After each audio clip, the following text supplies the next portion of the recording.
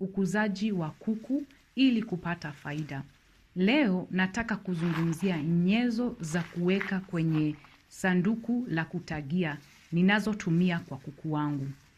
Hivi karibuni nilinunua bedding yangu na ninatumia vipande vidogo vya mbao kwenye sanduku hizi za kutagia. Unaweza kuziita wood shavings. Sababu kuu ninazopendelea vipande vidogo vya mbao ni kwamba vinatoa kuangukia laini kwa mayai. Hii husaidia kupunguza kuvunjika kwa mayai na pia hufanya eneo la mayai kuwa linalofaa na laini kwa kuku. Unajua uko katika biashara. Kwa hivyo unataka bedding material ambayo itasaidia kuzuia kuvunjika kwa kuku na ambayo itafanya kuku kupendelea kutagia hapo. Okay? Kwa hivyo kuku wanapokuwa wanajisikia vizuri, wanapenda kutaga kwenye sehemu sahihi na wanapenda kufanya hivyo mara kwa mara. Najua mchanga ni nyenzo inayopatikana kwa urahisi na watu wengi hutumia. Lakini mimi binafsi naepuka kutumia mchanga kwenye sanduku hizi kwa sababu nimeona mchanga ina vumbi nyingi na vumbi katika banda la kuku inaweza kusababisha matatizo ya kupumua kwa kuku. Kwa hivyo mimi huzuia ama huepuka kutumia mchanga, ingawa ni rahisi kupata.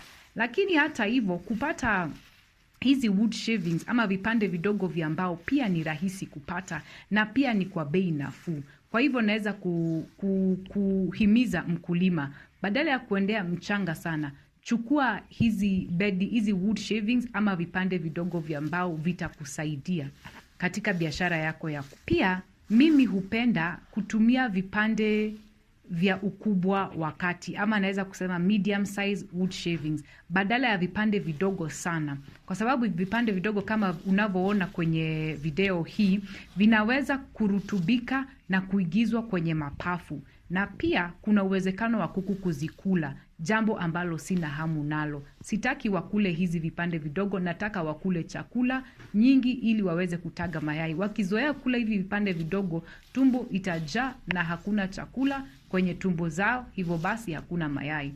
Kwa hivyo unataka ukienda kununua, wakati unapoenda kuzitafuta kwenye maduka, nunua medium size ama vipande vya ukubwa wa kati, itakusaidia. Alafu kitu moja napenda kuzingatia, kabla ya kutumia vipande vidogo vya mbao hivi, mimi hufanya disinfection. Hii husaidia kuondoa vaa na mende na huhakikisha bedding iko safi na salama kabla ya kuweka kwenye sanduku za kutagia. Hivyo basi, hii ndio bedding ninayopendelea. Vipande vidogo vya mbao safi, venye vumbi kidogo, vinavyofaa kwa kuku na salama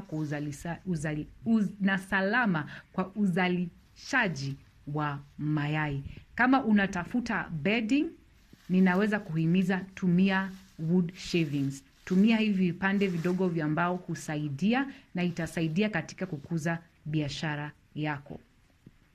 Kama unatafuta bedding kuweka kwenye vibanda vyako vya kuku, hakikisha unachagua nyenzo inayolinda mayai na afya ya kuku wako. Asante kwa kutazama na karibuni tena kwenye chaneli yangu kwa vidokezo zaidi kuhusu ukuzaji wa kuku ili kupata faida. Karibu.